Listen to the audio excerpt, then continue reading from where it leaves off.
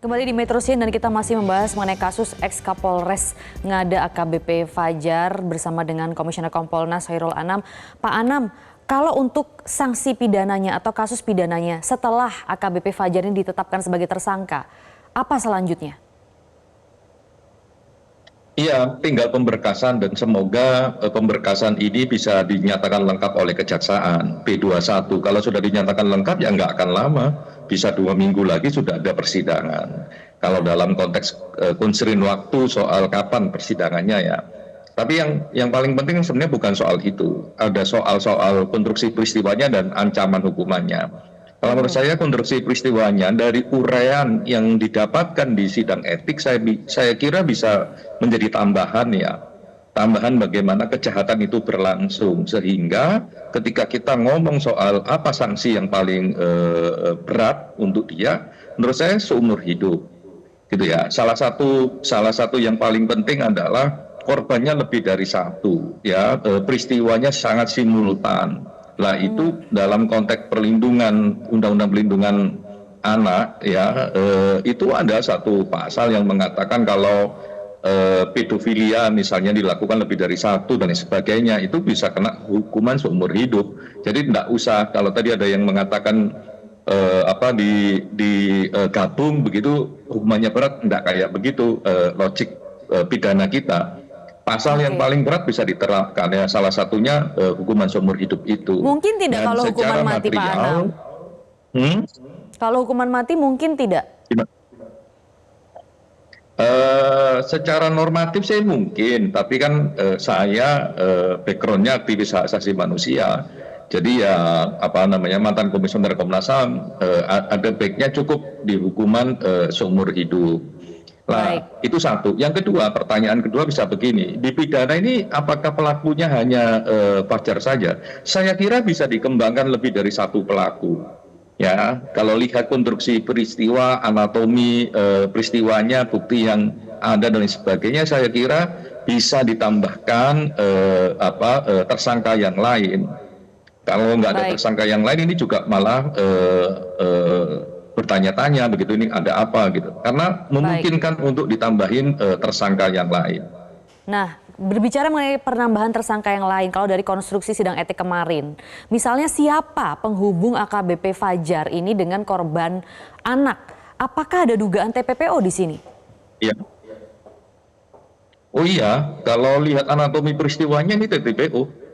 Lah gara-gara ini anatomi peristiwanya TPPO itu ada tersangka yang bisa ditarik dalam aktor-aktor yang ada dalam cerita kejahatan tersebut. Memungkinkan bisa satu bisa dua nambahnya. Baik, seberapa yakin Pak Anam kasus ini tidak mandul ya, mengingat pelaku merupakan perwira polisi? Enggak kok, saya sih yakin ini akan maksimal. Wong kemarin aja diperedelin begitu kok. Di PTDH itu kan kalau di kepolisian itu kan paling maksimal di etik, dipecat dengan tidak hormat. Kemarin sudah diambil. Di pidana dengan penetapan tersangka dengan pasal-pasal yang cukup maksimal. Ya kalau pasal-pasal yang diterapkan oleh kepolisian yang kemarin disebutkan itu kan maksimal 20 tahun. Nah, kalau kami di Kompolnas dengan melihat berbagai konstruksi peristiwa, ada pasal yang lebih berat, yaitu bisa seumur hidup. Itu. Baik, apakah termasuk Kompolnas juga nanti bisa aktor lain selain Pak Fajar? Nah, untuk dugaan aktor lain mungkin Pak Anam, itu kira-kira sudahkah ada titik terang di situ? Kalau siapanya saya kira karena uraian peristiwanya diurai sedemikian rupa ya, tinggal orangnya kan sudah juga ada, ya tinggal didalami dan ditetapkan sebagai tersangka. Karena misalnya begini, salah satu yang potensial dalam kerangka TPPO ya, orang yang mengajak anak umur 6 tahun masuk ke sebuah hotel dan masuknya lebih dari satu kali ya, ya itu bisa dianggap orang yang menyediakan dan sebagainya dalam konteks TPPO, ya dia kena. Dan itu cerita itu ada, buktinya ada, saksinya ada, pelakunya ada. Tinggal ditetapkan sebagai tersangka saja sebenarnya. Itu memungkinkan dan itu kemarin diurai oleh kepolisian kerangka peristiwanya. Makanya dalam konteks ini kami yakin kepolisian bisa maksimal karena kepolisian juga sudah mengurai anatomi peristiwanya cukup detail. Misalnya begini, soal kenapa kok bisa upload, ya siapa yang ngambil gambarnya, bagaimana cara ngambil gambarnya, bagaimana cara menggalang anak di bawah umurnya, ya terus berapa uang yang disediakan dan sebagainya itu diurai cukup detail. Makanya kami mengapresiasi kepolisian untuk mengurai ini cukup komprehensif gitu ya, sehingga batu pijak untuk sidang etiknya kemarin pemecatan, terus untuk sidang pidananya saya kira juga akan maksimal. Tapi kan kalau sidang pidana kan yang putusin nanti Pak Hakim, bukan kepolisian. Betul. Tapi dengan konstruksi peristiwa seperti itu saya yakin polisi maksimal. Tinggal nambah pasal yang bisa seumur hidup. Karena itu mungkin. Pak Anam, yang juga jadi pertanyaan publik mungkin yang belum terjawab dan membingungkan ya sebenarnya, dijelaskan tidak Pak motif dari AKBP Fajar ini, mengapa dia sampai melakukan tindakan seperti ini? Karena memang dia adalah seorang penegak hukum begitu, Kapolres. Kalau motif sebenarnya kemarin sih diungkap ya, didalami dan sebagainya. Ya memang aspek pedofilia dalam konteks kejahatan ini ada aspek juga penggunaan narkoba juga ada. Jadi dua aspek itu yang mempengaruhi latar belakang kejahatan ini berlangsung. Lah saya nggak akan ngomong soal motif, ya lebih dari itu karena motif itu nggak perlu dibuktikan. Mau ada motif maupun enggak, kalau ada kejahatan penjahatnya tetap harus dihukum.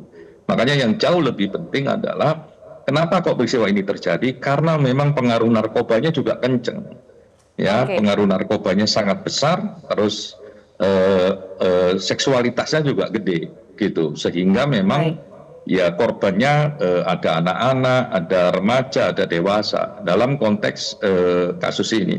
Juga termasuk kalau perzinahan misalnya korbannya ya istrinya. Oke, Pak Anam, apakah nanti Kompolnas juga akan mengawal hingga ke persidangan mengenai kasus ini? Kami akan memastikan kerja kepolisian dalam kasus ini maksimal. Kalau udah melampaui kepolisian, kejaksaan kan Kompolnas nggak punya kewenangan kejaksaan. Tapi ketika masuk ke persidangan, ya kami juga akan monitoring itu. Tapi kami yakin rekan-rekan penegak hukum, kepolisian, kejaksaan juga berkomitmen terhadap perlindungan kekerasan seksual, khususnya untuk anak-anak. Saya sendiri kemarin mendengarkan cerita soal anak yang umur 6 tahun itu juga miris. Saya yakin sentuhan kemanusiaan kita akan memastikan komitmen penegakan hukum yang maksimal. Gitu. Oke, bagaimana juga dengan untuk juga disuarakan oleh kita semua. Betul, betul. Pak Anam, juga bagaimana dengan komitmen dalam tanda kutip pembersihan ya, pembersihan kepolisian dari tindakan-tindakan pidana khususnya narkoba, Pak? Karena ternyata juga banyak oknum yang terlibat narkoba. Ya, kami akan belajar dari kasus ini, kami akan merekomendasikan kepada Pak Kapolri untuk institusi kepolisian agar ya ketika seleksi menjadi Kapolres harus bersih diri dari narkoba minimal 1 tahun dan tidak boleh menggunakan tes pakai urin. Kalau urin kan cuma 3 hari. Ya minimal 1 tahun untuk memastikan bahwa pejabat publik kepolisian ya itu bersih dari narkoba. Karena penting bersih dari narkoba itu karena dia juga bagian dari decision maker. Nah kalau dia bagian dari decision maker terpengaruh narkoba bahaya gitu. Keputusannya bisa salah, ya termasuk kayak Mas Fajar begini, ya pergaulannya salah, perilakunya salah dan lain sebagainya. Jadi kami akan mendorong rekomendasi itu sehingga nggak mungkin akan ada Kapolres tanpa bersih diri dari narkoba dan sifatnya minimal 1 tahun. Kalau tes urin itu kan cuma 3 hari. Kalau ada tes-tes yang lain yang minimal itu bisa 1 tahun. Jadi kita bisa pastikan bahwa pejabat-pejabat publik kepolisian itu bersih dari narkoba dan bisa bertindak profesional. Komisioner Kompolnas Khairul Anam, terima kasih atas keterangannya bersama kami di Metro Siang.